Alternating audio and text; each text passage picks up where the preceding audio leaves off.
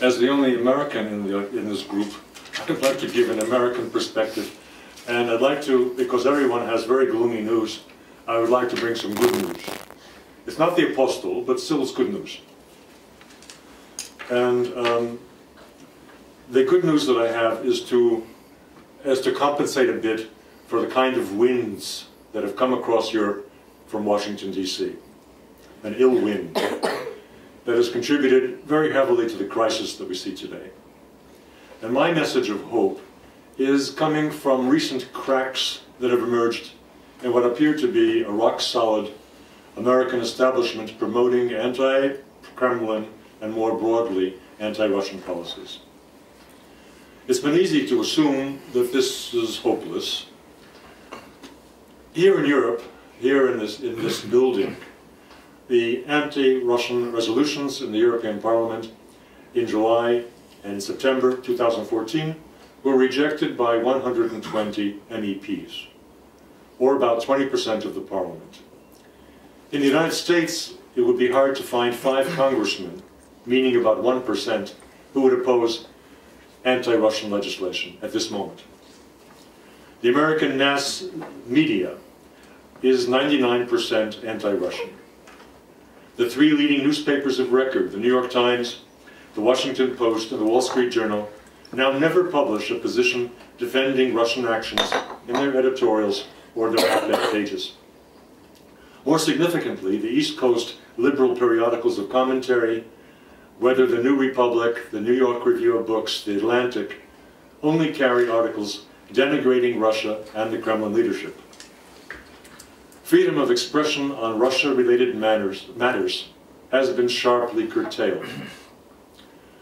I speak from my personal experience as an occasional visitor to my alma mater, one of the nation's great universities, and one of the 2 founding centers of Russian studies in the United States, Columbia University in the city of New York. For years now, they have assembled programs for students and the general public presenting only the anti-Kremlin point of view. There are never representatives on stage from opposing views. And so there is complicity between the presenters, the speakers, and the audience. We're all in one camp, seeking the overthrow of the authoritarian regime in Moscow. Anyone in the audience who raises an awkward question or who disputes the orators is immediately denounced as a stooge of Putin. We have a new kind of McCarthyism, once again in the name of national security, now that Russia is portrayed as a threat. Those few bold academics who have spoken out and published refutations of what they see as distortions or lies coming from the government and disseminated in the mainstream media have been castigated by their peers, spurned by their students, and receive hate mail.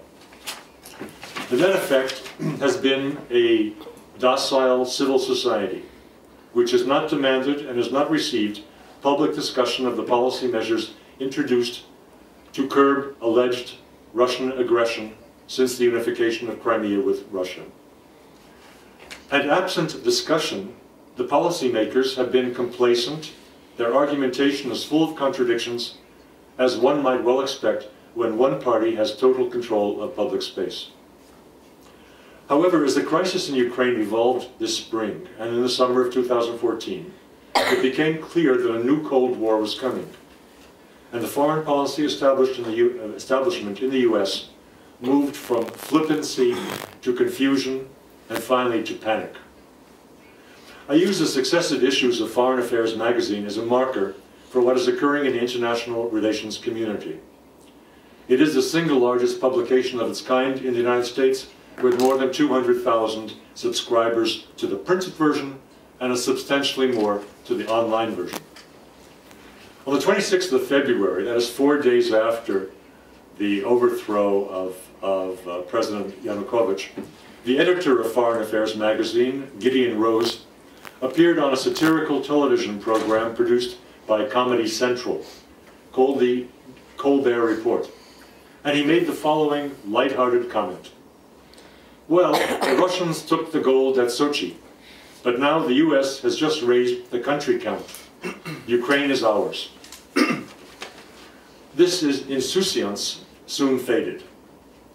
As it pondered the developments in the daily news following Russia's taking control of Crimea, Foreign Affairs called in its philosophers to consider what the great power confrontation over Ukraine means for the end of history worldview of Francis Fukuyama, which underlies the neocon ideology. Had realpolitik re-entered the frame of international relations? A couple of academics who were members of FA's inner circle counted angels on a pinhead, but they offered no practical advice, no prescriptions for the way forward in the July-August issue. By late summer, as the civil war in Ukraine raged, American political commentators and journalists all agreed that we were witnessing a new low point in relations with Russia, the worst in the past 25 years, and possibly the onset of a new Cold War. Then came the September-October issue of Foreign Affairs, and the cannon shot over the bow of US foreign policy.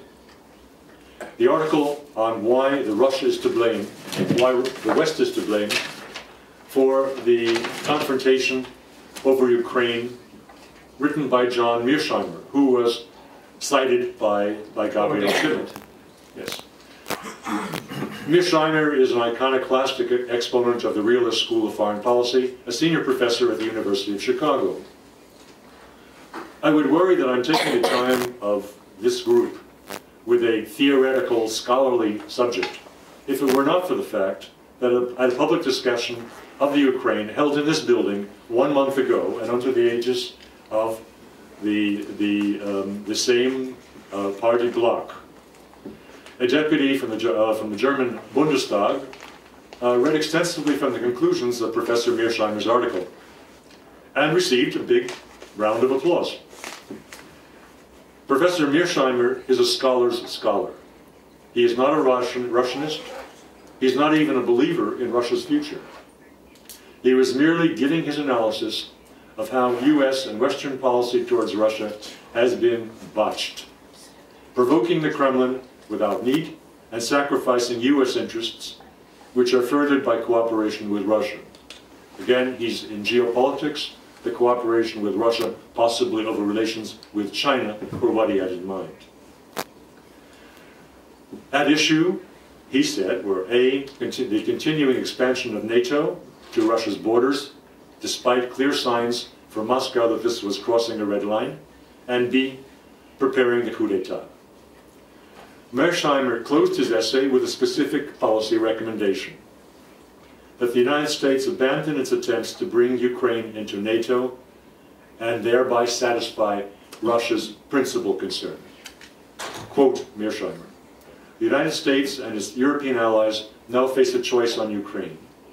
They can continue their current policy, which will exacerbate hostilities with Russia and devastate Ukraine in the process, a scenario where everyone would come out a loser. Or they can switch gears and work to create a prosperous but neutral Ukraine, one that does not threaten Russia and allows the West to repair its relations with Moscow.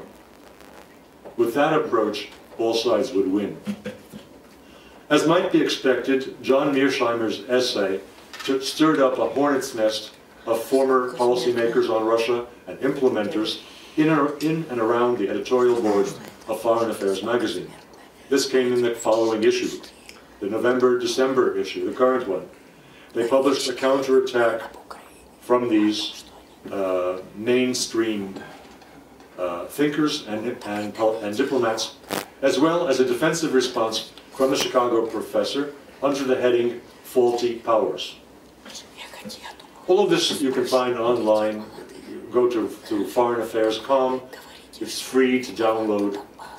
Foreign Affairs put onto the case two of its heavy hitters: Michael McFaul, the U.S. ambassador to Moscow 2012-2014, and Stephen Sestanovich, who served as ambassador plenipotentiary to the Community of Independent States, the former Soviet republics, in the second half of Bill Clinton's presidency, when NATO expansion into former Warsaw countries moved on to former Soviet republics, as the Baltics.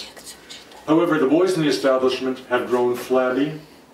They've unlearned the art of debate, and they produced some irresponsible, incredible arguments that undermined their case.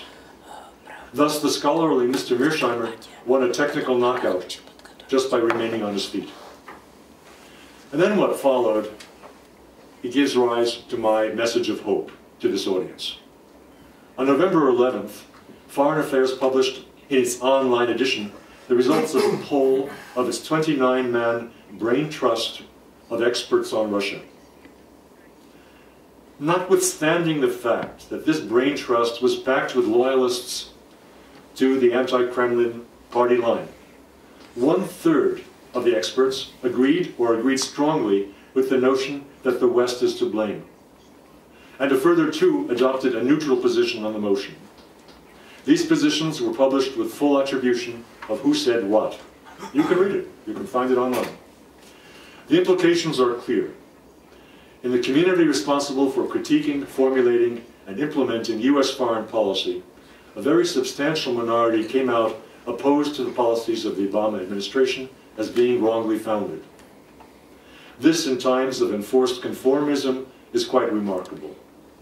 It suggests that if Europe breaks with the sanctions, which is entirely thinkable in the context of present economic and political fragility of the EU states, then the policy of containing, punishing, isolating Russia will come crashing down, because the reversal of fortunes of the present majority will make their position untenable. This is the start. There will be further roundtables and debates in a more formal Oxford sense of the word in 2015. The organization in whose name I'm acting, this Committee on East-West Accord, will be incorporated properly in the States in January, February, and similar activity will be undertaken across the United States.